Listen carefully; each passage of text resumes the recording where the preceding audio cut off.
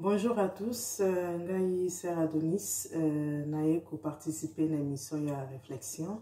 By the way, bo like, bo s'abonner, émission moko kitoko, o ezoko pesa biso ba réponse, o ezoko pesa biso mayele, o ezoko mema biso na ba dimension moko oyo ya ko comprendre makambo susu toyeba kite toyeba na kati émission oyo.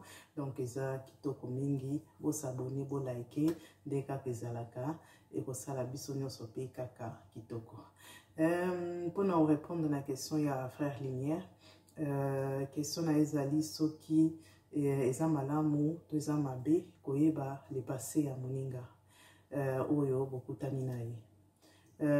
Bon, ezali malamu, eza malamu mingi koyeba le passé ya moto oyo osaline relation pona bo tambola malamu na ko continuer relation na bino.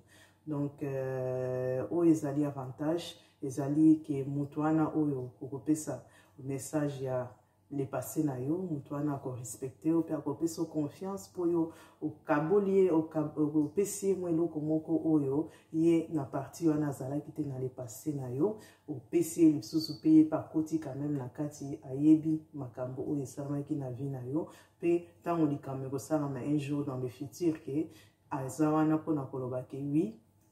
En effet, naïbaki te. Donc, ils ont malamu mingi ya koyeba le passé à moninga. Les avantages nango ils ont nini, ils ont amibali mususu, okoko yepse le passé na yo. Na moment moko nde ezalaka na relation, bozo discuter, mobali ya komi ko répéter oyo yo lobaki na ye pona concernant le passé na yo, ba masolo mususu, ba makambo mususu sala.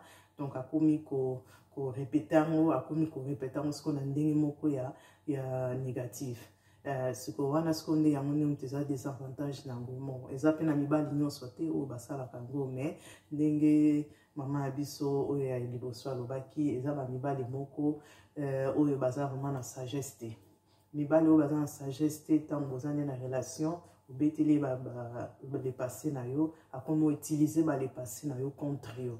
Donc comme il peut au moins un peu répéter on a famille na épée na miso batu pe donc ils ont makito côté mais o ezali bien que na mobali o aza na sagesse o yebisi le passé na yo mobali wana oyeba ndenge na ko se comporter pe envers yo pour ce ko passer qui na ba moment moko ya difficile na le passé na yo mobali na oyeba ndenge nini ya ko solo na yo ona bo sala pe bien na kati relation na makambo susu ezo simba te o eza à cause ya comportement no ozotalisa sikoyo dans le présent que eza makambo yo monaki dans le passé donc mobali wana ce kaza na sagesse à comprendre pe a ko aider o pe a ko sunga yo pe na o mususu pe o za na mo toujours na mutu po o se libérer nango. Donc eza vraiment très bien ma koyeba le passé à moninga yango kanga na ndako bakisa un de plus na kati ya émission ya réflexion.